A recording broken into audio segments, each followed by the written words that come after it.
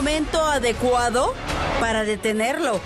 Ahí, en esa unidad BMW, estaba Irving Jonathan Herrera. El esfuerzo de los investigadores de campo y de gabinete se transformó en una operación que nadie había visto antes. En una represalia sin precedentes y una demostración de fuerza absoluta, el secretario de Seguridad Ciudadana, Omar García Harfuch, dirigió desde un centro de mando móvil el aniquilamiento de un convoy de 550 sicarios de la Unión Tepito en los límites de Guerrero. La operación, bautizada como Guerrero Negro, se ejecutó con vehículos artillados de la SSC y fue planeada como una emboscada quirúrgica para exterminar a la célula criminal que buscaba vengar la muerte de su líder. Giovanni, el Topo, Mata había sido eliminado horas antes por órdenes directas de Harfuch. Imagina por un segundo que estás en la Ciudad de México, con su caos de tráfico, con los gritos de los mercados y las historias de barrio que nos hacen sentir parte de una familia gigante. Y de repente un rumor corre como pólvora en redes: un convoy de 550 criminales, armados hasta los dientes, avanza desde las sierras de Guerrero hacia el corazón de la capital, listos para vengar a su jefe caído. ¿Qué harías tú, carnal? ¿Te quedarías quieto? Pues Harfuch no se quedó. El hombre que juró proteger la ciudad que respiramos cada día tomó el mando y reventó ese convoy en una emboscada que parece salida de una película, pero era real. Así nació Guerrero Negro, un plan trazado en silencio desde un tráiler blindado convertido en centro de mando, equipado con drones térmicos, radares y pantallas que vigilaban cada kilómetro de la autopista del Sol.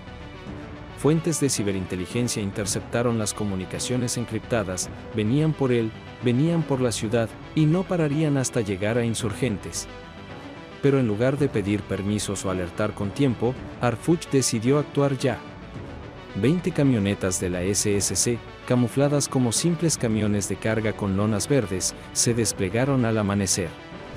Tomaron posiciones en el kilómetro 230 de la autopista, en un valle estrecho que se convertía en trampa natural. Cada vehículo llevaba ametralladoras M2 Browning capaces de escupir 500 balas por minuto, lanzagranadas de 40 milímetros requisados de arsenales federales y operadores curtidos en las calles más duras de la capital. Policías que han visto la guerra en Iztapalapa y Gustavo Amadero esperaban con el dedo en el gatillo, no por rabia, sino por deber. Sabían que si ese convoy llegaba a la ciudad, el precio lo íbamos a pagar nosotros, con balas perdidas en mercados y escuelas. El convoy criminal entró al valle a las 2 en punto de la tarde, 60 vehículos, camionetas pick-up con toldos negros, SUV blindadas como tanques y trocas cargadas con artillería pesada.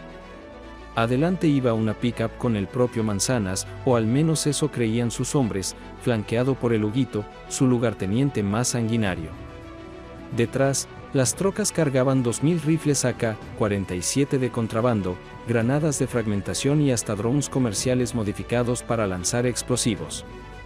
Muchos de esos sicarios eran chavos de 20 años reclutados en colonias marginadas, con la promesa de 500 pesos por cabeza y un chaleco antibalas. Charlaban por radio sobre su plan: atacar la jefatura de la SSC, luego las casas de los mandos y al final grabar un video viral en el Ángel de la Independencia con cabezas rodadas. Pero cuando el primer vehículo cruzó el punto de no retorno, un zumbido bajo rompió el aire. Eran los drones de la SSC transmitiendo en vivo a Harfuch, que desde su tráiler a 50 kilómetros dio la orden con voz de acero: cierren el anillo, fuego controlado, que no salga ni uno. Y de pronto el valle entero se encendió en furia. Las trocas camufladas emergieron de los cerros bloqueando la entrada y la salida. Las ametralladoras rugieron, perforando blindajes como si fueran de lata. El primer impacto fue en la pick-up de cabeza, una ráfaga de calibre 50 la partió en dos y el motor explotó en una bola de fuego. El valle se convirtió en un infierno. Testigos de comunidades cercanas, escondidos en ranchos de adobe, escucharon gritos ahogados y el crujido del metal. Desde los flancos, lanzagranadas dispararon proyectiles de alto explosivo que cayeron sobre las trocas cargadas, detonando municiones internas en cadenas de explosiones que hicieron temblar la tierra como un terremoto. Uno de los testigos, un campesino de 60 años, me dijo con voz temblorosa: fue como el fin del mundo. El cielo se volvió naranja y los disparos no paraban, pero esos de la ciudad no fallaban, apuntaban y caían. En menos de 10 minutos, 30 vehículos ardían. Los sicarios que salían a tropezones eran abatidos por francotiradores posicionados en las laderas, usando visores térmicos que veían a través del humo. Imagina la escena: un joven de 22 años con un tatuaje de la Unión en el cuello corre hacia un arroyo seco buscando cobertura, pero un dron lo capta, un operador marca su posición y una bala lo tumba a 200 metros. No era caos, era precisión quirúrgica. Inteligencia primero, fuerza letal después. La doctrina de Harfuch en acción. Mientras el valle se convertía en cementerio humeante, Harfuch monitoreaba cada segundo. Ajustaba posiciones por radio: flanco izquierdo, cubran el puente, drones al sector 3. 2 de sus elementos resultaron heridos por esquirlas, pero ninguno detuvo la máquina. Los criminales intentaron responder con un RPG-7, pero erraron y las trocas respondieron barriendo el vehículo completo. En las comunicaciones interceptadas se escuchaban las voces desesperadas: jefe caído, nos están masacrando, pidan refuerzos. Pero no había refuerzos. El Manzanas había apostado todo en esa marcha sin un plan B, y ahora 550 hombres caían como dominós. A las 2:30 de la tarde, el humo era tan denso que los helicópteros Black Hawk enviados en apoyo apenas podían distinguir el suelo. Los peritos de la SSC, vestidos con trajes especiales para soportar el calor infernal, comenzaron a asegurar la zona. El panorama era dantesco: 60 cascarones de metal retorcido, cargadores vacíos esparcidos por el asfalto y manchas de sangre que contaban lo que había sucedido sin necesidad de palabras. Dentro de uno de los restos encontraron un arsenal que helaba la sangre: 500 balas calibre 50, 20 lanzacohetes RPG intactos, uniformes tácticos clonados con insignias falsas de la Guardia Nacional. La evidencia de que esta no era una simple banda, sino un batallón insurgente. Harfuch lo reveló después en un informe clasificado: su objetivo no era solo la venganza, era infiltrar elecciones locales en Guerrero y controlar minas de oro en la sierra. Los celulares recuperados mostraban chats con alias de Tamaulipas y videos de ejecuciones que habían estremecido barrios enteros en la capital. Uno de esos teléfonos pertenecía al supuesto segundo al mando, y en él había un mensaje de voz del propio Manzanas: avancen sin miedo, tomen la capital o mueran intentándolo. Pero murieron intentándolo, todos, en 6 horas de combate calculado al milímetro. Mientras la mayoría de nosotros veía el partido en la televisión, Harfuch estaba ahí, en su tráiler, tomando café negro y tomando decisiones que salvaban vidas. Cuando parecía que la historia terminaba con silencio y humo, surgió la intriga. ¿Qué había pasado con el Manzanas? Algunos aseguraban que escapó en un vehículo de apoyo. Otros creían que su cuerpo estaba irreconocible entre los restos. Los peritos lo buscaban sin descanso, pero los rumores en la sierra decían lo contrario: estaba herido, planeando algo peor. El sol comenzaba a caer cuando los últimos disparos cesaron, cerca de las 8 de la noche. El valle de Coyuca se convirtió en un campo de fuego apagado, como si un dragón hubiera escupido llamas sobre la carretera. Cuerpos por doquier, 550 hombres entre 18 y 45 años. La SSC contabilizó más de 200 rifles recuperados, 80 pistolas Glock clonadas, 30 granadas de fragmentación listas para usarse y, en una camioneta volcada, una hielera azul con sobres amarillos. Dentro había pagos pendientes a funcionarios locales, nombres de alcaldes en Guerrero y hasta un diputado federal con 2 millones de pesos destinados a garantizar protección en rutas de fentanilo. Ese hallazgo confirmaba lo que Harfuch sospechaba: la Unión Tepito no solo operaba en barrios de la Ciudad de México. Era una red nacional con tentáculos en mercados, minas y gobiernos locales. Un teniente coronel de la Sedena, llegado en helicóptero para respaldar la operación, lo resumió así fuera de grabadora: esto era un cáncer, y Harfuch lo cortó de tajo. Pero las metástasis aún están vivas. Los celulares incautados revelaban más piezas del rompecabezas: audios borrados con llamadas a un contacto en Tamaulipas, preparando un segundo convoy de 200 hombres como refuerzo. Pero Harfuch no esperó a que se movieran. A las 9 de la noche activó filtros en la autopista, desplegó drones en la costa y envió 100 elementos hacia Zihuatanejo, donde se rumoraba que el Manzanas tenía un rancho oculto entre manglares. La operación se extendió en la oscuridad, con reflectores iluminando el asfalto y peritos recogiendo cada proyectil. 1.500 casquillos disparados por la SSC, limpios, sin excesos, solo lo necesario para neutralizar.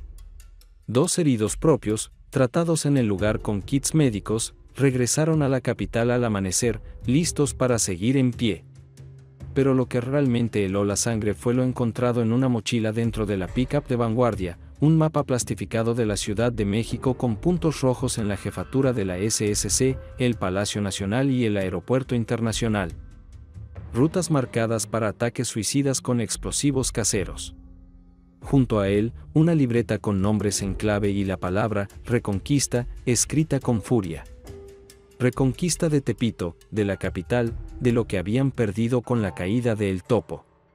Cuando Harfuch vio eso en tiempo real desde el tráiler, murmuró a su equipo: esto no termina aquí, es solo fase 1. Y tenía razón. Los analistas de inteligencia que han seguido a la Unión Tepito desde sus inicios en 2009 sabían que este grupo no muere fácil. Sobrevivió a detenciones masivas y a riñas internas, pero esta vez habían perdido lo que no podían reemplazar: 550 leales armados hasta los dientes. El Manzanas, si estaba vivo, ahora estaba acorralado. Herido en su orgullo y en su ejército, podía optar por lo desesperado: atentados en centros comerciales, extorsiones digitales, alianzas con el cártel Jalisco para contraatacar. Cosas que parecían lejanas, pero que tras Guerrero Negro se sentían demasiado cerca. Y mientras las preguntas flotaban, Harfuch emergía de entre las cenizas no como un simple secretario de seguridad, sino como un general de guerra que no pide permiso. Su doctrina, forjada en Harvard pero curtida en las calles de Cuernavaca donde creció, era simple: anticipa, aniquila, protege. Preguntas éticas comenzaron a flotar en el aire. ¿Fue legal desplegar esa fuerza letal sin avisar al gobernador? ¿Cuántos inocentes pudieron estar infiltrados en ese convoy? Pero en México, donde las balas callejeras nos arrebatan amigos cada semana, el impacto silenció las dudas. Harfuch apareció frente a las cámaras al amanecer, con el valle aún humeante de fondo, y dijo con voz firme: el Estado no cede un centímetro. Esta ciudad no caerá. Y lo creímos, porque lo había probado una y otra vez, desde la captura de El Betito en 2019 hasta la desarticulación de células en Venustiano Carranza. Pero la intriga no terminó ahí. En los días siguientes, drones captaron movimientos sospechosos en la sierra, camionetas abandonadas, radios quemados y un mensaje pintado en una pared de Coyuca que decía: volvemos por el Manzanas. ¿Era un simple blaf o el inicio de una guerra total? Los testimonios de civiles guerrerenses empezaron a fluir. Un ejidatario dejó una nota en la comandancia, contando cómo forasteros llegaron semanas antes preguntando por brechas sin señal. Un taxista entregó placas de vehículos vistos en caminos rurales. Un joven confesó que lo obligaron a ceder su parcela para ocultar un falso refugio de migrantes, repleto de armas. El miedo comenzó a romperse, igual que en Tepito después de ciertos operativos, porque esta vez la gente sentía que el Estado sí había respondido. Mientras tanto, en Palacio Nacional, el Gabinete de Seguridad desplegaba mapas llenos de puntos rojos en el noreste y sur. Harfuch propuso filtros regionales, coordinación con la Marina en puertos de Guerrero y ciberinteligencia activa las 24 horas. Claudia Sheinbaum lo respaldó públicamente: vamos por la raíz, no por las hojas. Pero en las sombras, analistas advertían que la Unión estaba lejos de muerta. Células atomizadas en Cuauhtémoc, Tlalpan e Iztacalco esperaban su momento. Y si reclutaban en prisiones, como ya habían hecho antes, podían regresar más violentos que nunca. Porque la Unión no solo es un grupo de Tepito, sus drogas llegan a nuestras fiestas, sus extorsiones suben el precio del taco en la esquina. Lo que parece ajeno nos toca directo en el bolsillo y en la vida diaria. Harfuch lo sabe, y en su último comunicado desde un cuartel en Acapulco lo dejó claro: desmantelaremos esta red, nombre por nombre, brecha por brecha, hasta que no quede nada. no solo como funcionario, sino como uno de nosotros, que ha sangrado por esta tierra. Su frase final estremeció: este país no está condenado al miedo, pero sí obligado a enfrentarlo. Lo que deja Guerrero Negro no es solo humo en la carretera, es una línea trazada en la arena. El crimen se camufla, espera y evoluciona. La pregunta ya no es si habrá otro ataque, sino quién abrirá la puerta desde adentro: un alcalde, un policía, un contacto infiltrado. Los sobres en la hielera lo sugieren. La FGR investiga en silencio, mientras en la Ciudad de México los taqueros siguen gritando órdenes y los niños juegan en parques que Harfuch ayudó a recuperar. La vida continúa, pero con la certeza de que la guerra no terminó. En Tepito, algo inusual comenzó a sentirse: los halcones bajaron la guardia, los giros negros cerraban más temprano, y un rumor recorría los mercados: el Manzanas estaba solo. Sus relevos no habían llegado. Drones federales captaron retiros nocturnos en la colonia Guerrero. Casas vacías con altares apagados. Y en un celular recuperado apareció un audio inquietante: si caen estos 550, la línea 2 toma el mando. Esa célula dormida en Iztacalco, con lazos al cártel de Nesa, estaba lista para activarse en las elecciones del 26. Harfuch lo sabía. Por eso activó el operativo Frontera Sur, filtros en carreteras a Oaxaca, vigilancia reforzada en puertos y ciberinteligencia para rastrear chats encriptados que hablaban de infiltración política. La sociedad, mientras tanto, despertaba. Comerciantes de mercados como La Merced o Sonora, cansados de pagar piso, empezaron a denunciar públicamente. Videos en redes sociales señalaban a extorsionadores que antes parecían intocables. Era como si el golpe en Guerrero hubiera roto un dique, el miedo ya no contenía a todos. En paralelo, la figura de Harfuch se volvía viral. Memes lo mostraban como un general de acero, un estratega que derrotó a 550 sicarios en un solo día. Pero también crecían las voces que cuestionaban si era legal operar fuera de la jurisdicción de la capital. En el Congreso se susurraba sobre una investigación a la SSC, mientras organizaciones civiles pedían transparencia por los nombres en los sobres encontrados. Sin embargo, en las calles, la gente no hablaba de leyes ni de política. Hablaba de esperanza. De alguien que enfrentó a un ejército irregular y lo destruyó sin negociar. De un mensaje claro: la ciudad no se rinde. Y aunque analistas como Antonio Nieto, autor de Cártel Chilango, advertían que la unión seguía viva, lo cierto es que había perdido su columna vertebral. El topo muerto. El convoy aniquilado. El Manzanas convertido en fantasma. La imagen de Harfuch, licenciatura en Derecho y Seguridad, diplomados en Harvard, sobreviviente de atentados pasados, se consolidaba. Temido por narcos, cuestionado por críticos, pero admirado por quienes caminan estas calles.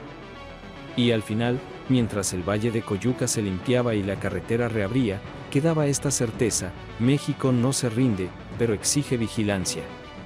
Porque en esta guerra, detenerse es perder. Y Harfuch no se detiene.